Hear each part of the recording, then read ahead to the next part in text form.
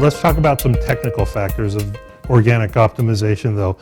And the technical factors will allow your site's content to come to the fore and for you to emphasize what you want to emphasize and keep Google's ability to get through your website very clean and easy for them to do.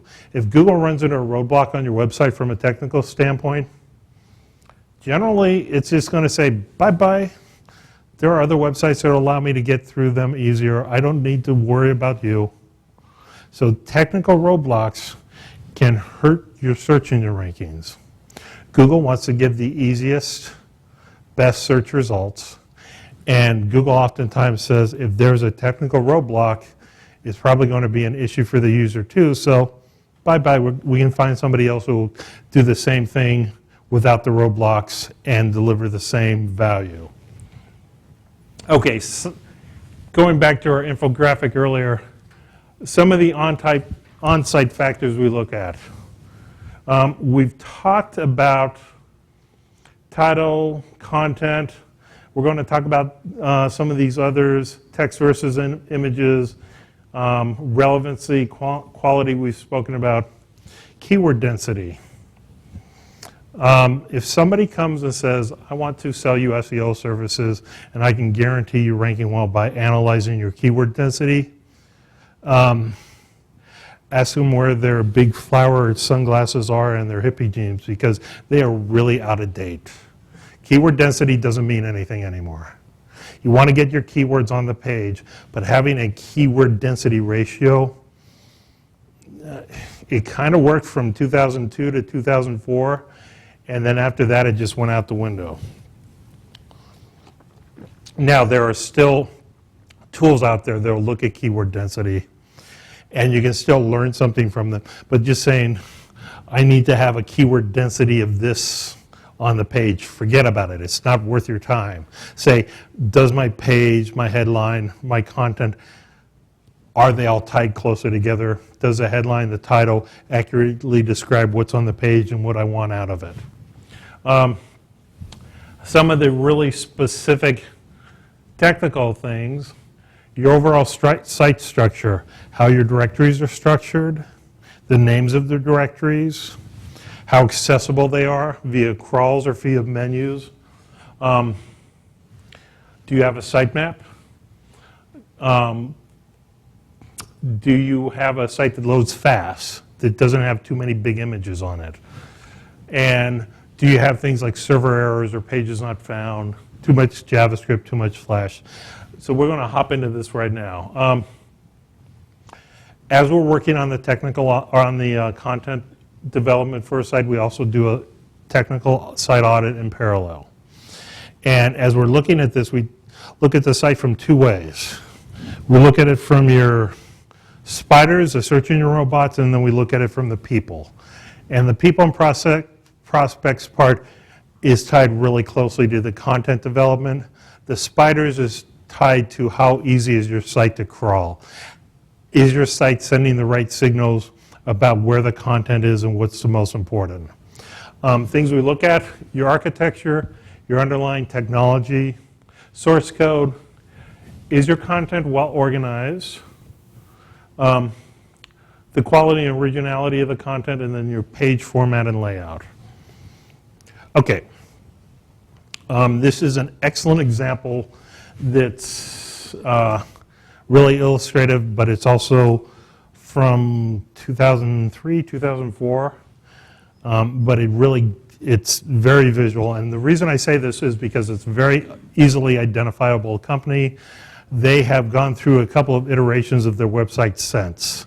And generally, I like what they've done with it. But in this case, we're brought in to help them get more search traffic. And this is what we saw when we got to their homepage. And then we started to look at it as if we were a search engine. And this is what we saw. There is nothing there the search engine can see except for some kind of throwaway, we put up these press releases because our lawyers told us to, and a login to the private part of the site. We have the footer down here, little helpful, gets us through the rest of the site, but this is this is their homepage, and it's not telling the search engines anything about the site. Now, why was that? Well, number one, this isn't actually text. This is a picture of text. They made this nice, pretty picture in Photoshop and then saved it as a GIF or a JPEG, but it's not text. It's a picture. And it could be a picture of a red field, and it would be the same thing. Google cannot read pictures. Google can read what the picture is titled. They can read the caption. They can read some meta information within the picture, but they can't read the text in that picture. This section over here, this was a Flash movie. And Flash is not necessarily a site killer, although it's kind of long in the tooth and not the technology I would choose if I was developing a site from scratch. But in order to get it search visible, you need to do some extra work. And in this case, they didn't. And so you saw nothing. The navigation up there, it was an incredibly complex, overly built JavaScript menu that again was pictures and didn't actually say, I want to go to the solution section or the services section. It was just one set of pictures. Google couldn't understand it. And we'll get into some other issues with how the directories were structured in just a second. So at the end of the day, Google came to their homepage and they saw almost nothing that really told them what the site was about, okay? The only kind of bonus positive thing on this site is the Sitemaps announces integration with Siebel 7.5. And that tells us a little something about what Sitemaps is, but the rest of this is just completely invisible to Google. Okay, so we've hit some of these. Underlying technology. The web's a wonderful and interesting place, and people are constantly developing new approaches, new ways of displaying information. Some of us make their money off this kind of continually pushing the envelope on how that site's going to be displayed. But you can't get too much ahead of the curve. Let somebody else be the bleeding edge. Use technologies that are pretty well tested, that are easy for the search engines to read. And most new technologies mature enough within 6 to 12 months where they can get search crawlable. There are very few out there that don't. Ajax, it took about 8 months before Ajax was really completely search crawlable if you programmed it right, but now Ajax is part and parcel. HTML5 was pretty much search crawlable from the get-go, and it gives you all kinds of great, amazing interactive capabilities. Different CMS platforms like WordPress, Drupal, Joomla, Crown Peak, Magento, Volusion for e-commerce. All of them have their pluses and minuses, and you can work within them to make them search friendly, but you need to actually take some effort to do it. So understanding your platform, doing some research, finding out where it has challenges in search, and what they've done out of the box to address those challenges. So Volusion's an e-commerce platform. It's kind of targeted towards the small to medium business. And they came up with a great platform, and they didn't do so much with the search. And after about 8 months, they started to release upgrades. They were very search focused. And it really helped them to take off because all of a sudden you had your e-commerce platform that was easily crawlable, and your products were appearing top in the Google results because they did some extra work to make it SEO friendly. Same thing holds true for WordPress. WordPress out of the box, a little SEO friendly. If you really want to make it incredibly so, you need to get a plugin, something like a SEO for WordPress by Yoast or an all-in-one SEO pack. Those are two of the better SEO plugins out there. And they make things like title and descriptions very easy to do. They help you with duplicate content we'll talk about in a few minutes. But look for a CMS that has some search friendliness and look for resources on the web that'll help you to effectively make your CMS friendly. Excuse me, those two packages, the two plugins you're talking about are Yeah. SEO for WordPress by Yoast, and the other one is all-in-one. All-in-one SEO pack. We like Yoast because we use it more. All-in-one SEO pack is still is probably as good, but we started using Yoast, and they both do really good jobs of making WordPress much more friendly. Drupal, the kind of off-the-shelf plugins aren't as prevalent. There's not as big a development community, but the Drupal site has some really good documentation on how to take advantage of SEO on it. The same thing holds true for Joomla. Joomla has a few more plugins, a little bigger development community, but the Joomla site itself has some really good documentations about how to address SEO issues. And Drupal, Joomla, and WordPress, they're kind of daughters from the same mother. They're very similar in a lot of different ways. WordPress it's kind of VHS versus Betamax. WordPress is the VHS of the CMSs. It got picked up a little more, it's been developed more, and it's kind of sending Drupal and Joomla a little bit into a secondary position. But if you have a good developer, Drupal, Joomla, they can do a good job for you. We like WordPress because we've done more work with it. Now, some other things you want to look at, your source code versus the amount of content you have. So with any content management system, there's going to be a trade-off. And the whiz-bang, the interactivity, that takes source code to drive it. That takes scripts and whatnot to make that interactivity happen. Those scripts can tend to drown out the actual written content on the page. So you want to balance the amount of source code you have versus written content. This gets a little beyond the scope of what we're talking about here, but if you go and you open up a web page and you view source, and it takes you forever to actually find the written content as you're scrolling down this long list of code and scripts and whatnot, that makes it harder for Google. Google also likes content that's closer to the top of the page, and if you're pushing it all the way down with scripts, it makes it tough. Yeah? So I've also read that like video enhances search rankings. So how do those two, but it requires source code to put video in. Excellent question.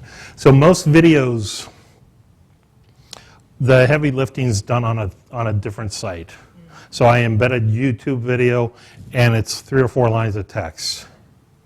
Or even if I'm streaming it from my own server, a lot of the heavy code lifting is done with separate files that are remotely accessed, and it's called an include. So it references a script or a file and pulls it in, but it doesn't necessarily muddy up the page with all this extra source code. And that's an excellent segue into how to minimize your source code. You can do. Okay.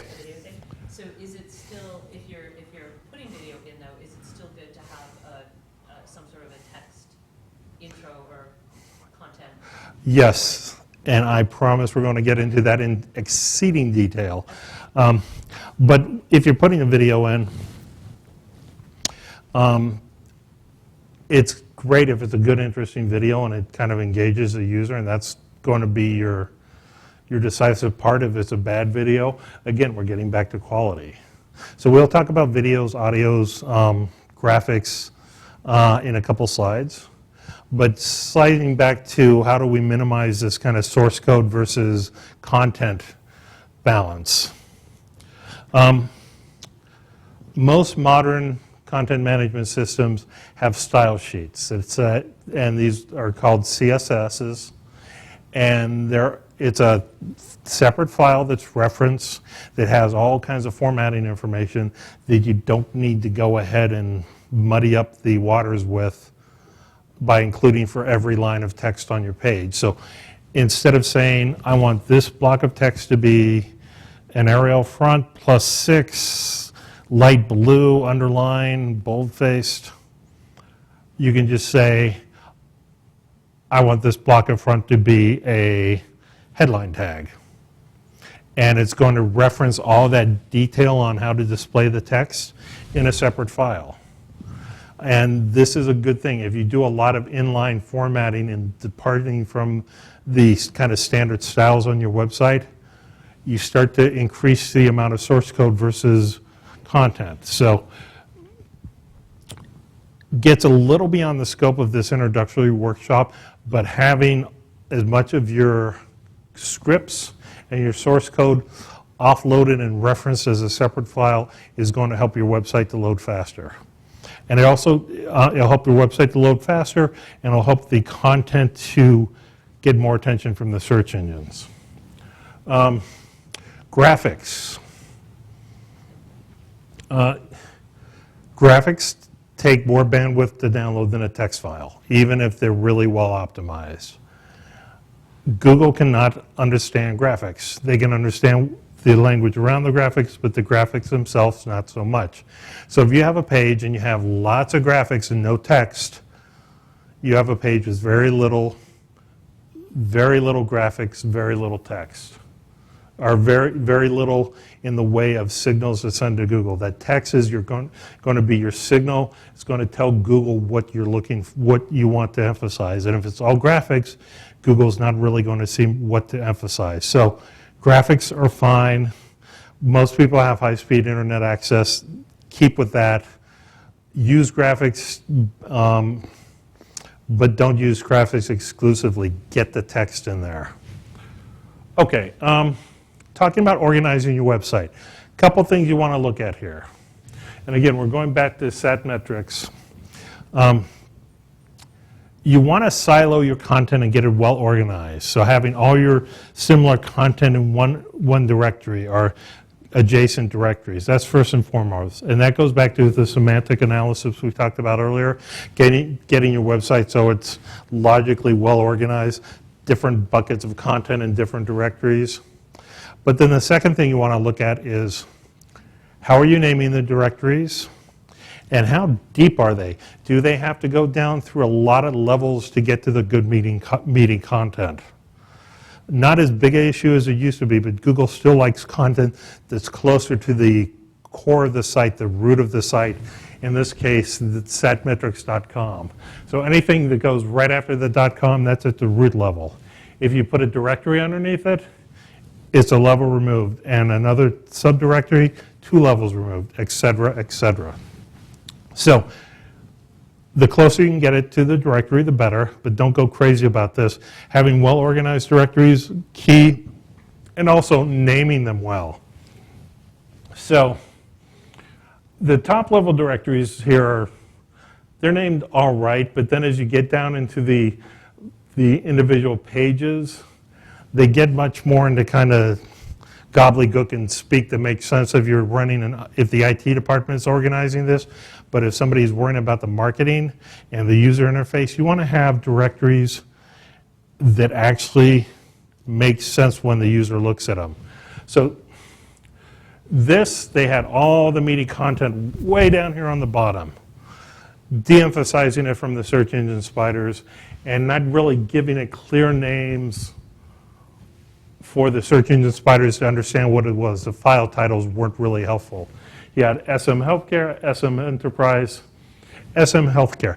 That could be something for people trying to go with a good family-friendly example, but these don't mean much to a user as they look at it. If I looked at the word SM Healthcare, I would have no context.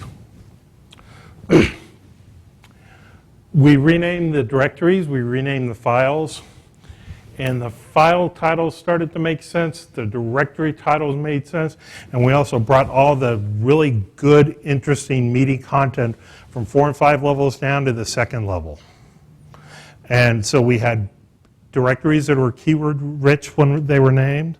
We had file titles that made sense, and the content was higher up on the site. Now,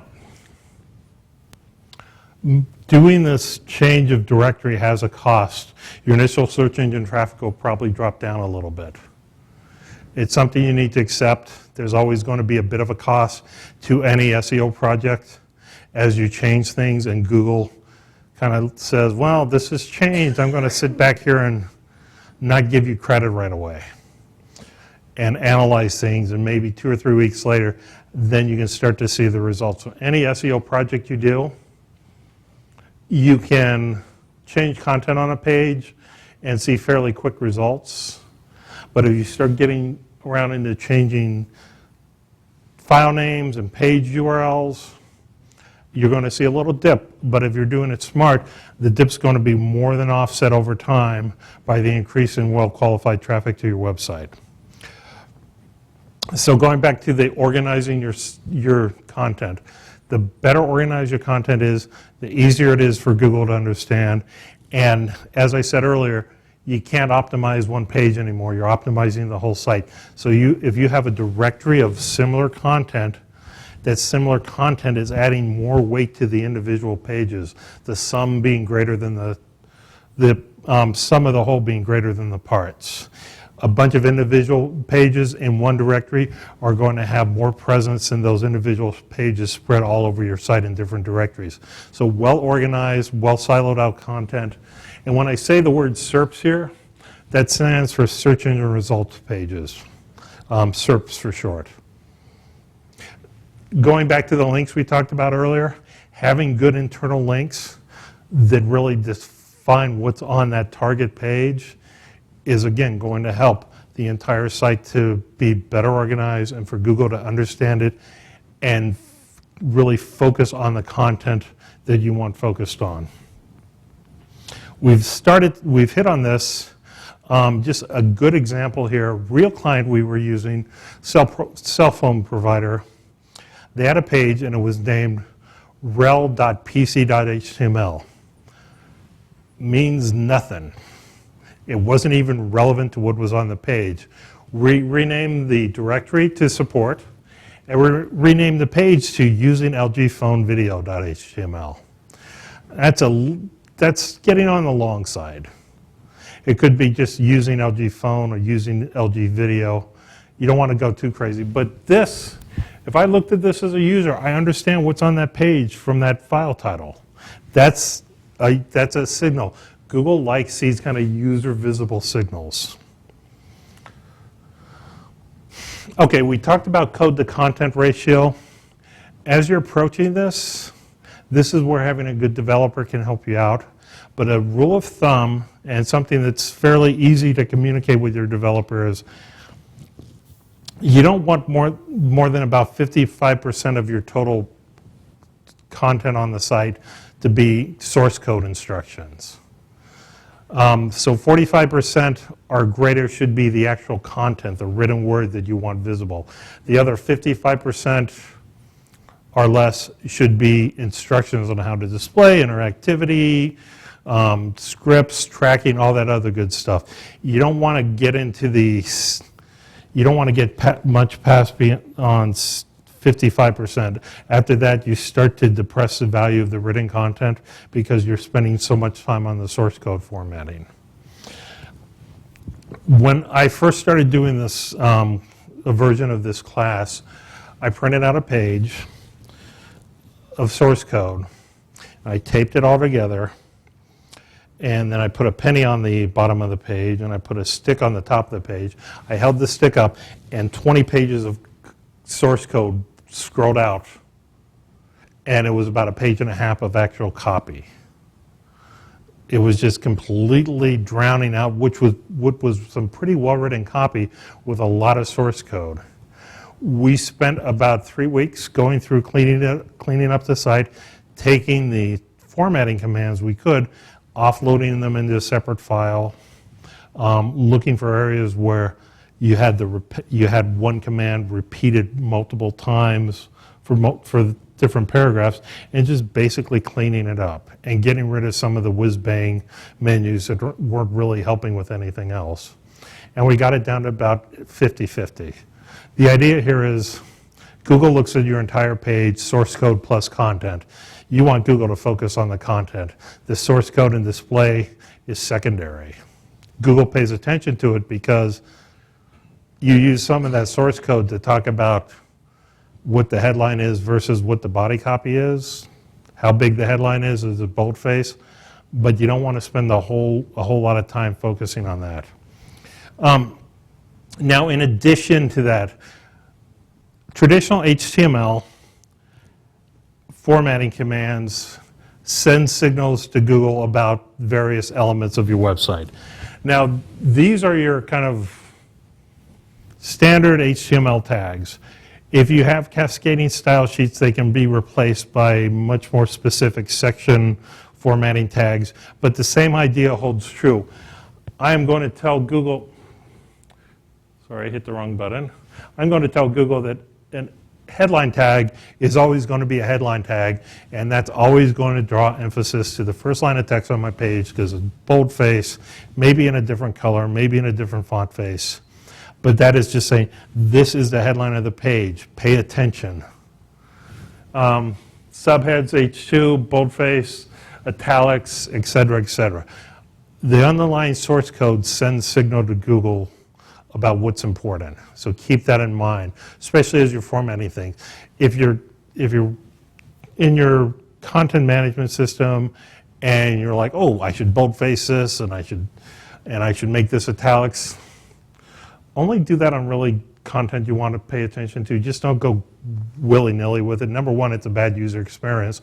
But number two, you're sending Google a lot of conflicting messages as to what's the most important content.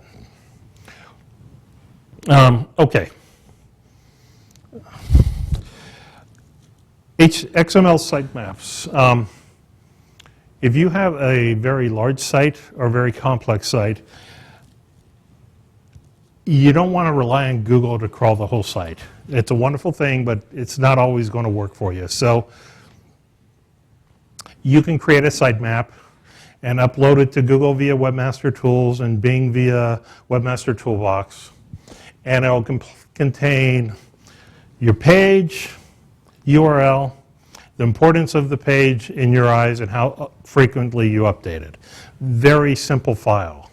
But it allows you to say to Google, here are all the pages I want you to crawl on my website. And it also allows Google to take a look at those pages and say, well, 85% of them came back clean, but we had errors crawling these 15 pages, and you can go in and fix them. And Google's giving you feedback on what works and what doesn't. So again, you can upload that through the Webmaster Tools for Google or the Toolbox for Bing and Yahoo. One interface. Now, if you have a dynamic site, something that's kind of published on the fly, there are good workarounds to take some of the challenge out of getting those optimized. But Google likes to have one URL resolved to the same set of information on a regular basis. And with some sites like Amazon, you go into Amazon and it displays all that information on everything you've searched about in the last 6 months and what they think might be interesting stuff. And so it's very dynamically generated. Google doesn't crawl that part of Amazon. Google crawls a static version of Amazon that just has the product name, where it exists within the Amazon hierarchy, product details, but they don't have all that personalized information there. So that's one approach to a dynamically generated site, that the URL changes over time. Another approach is to tell Google, I don't want to crawl this part of the URL. This is stuff that's not important to you, and that could be like user IDs and date timestamps. Again, that's something you can deal with in Webmaster Tools. It is something to be aware of, but don't do that unless you really understand what you're doing, because you have the potential to really shoot yourself in the foot. You can also create a more robust version of your XML feed and upload it to a shopping search engine. like a Shopzilla or Price Grabber, Amazon product ads, Google Shopping, and that XML feed is going to be much more robust. It's going to be product name, product page title, short description, category, manufacturer, UPC, ISN, tax information, color, category, material, ad infinitum, about 45 different possible fields. And generally there's a cost associated with that, but it gets your website uploaded quickly and it helps Google to understand what you think is important.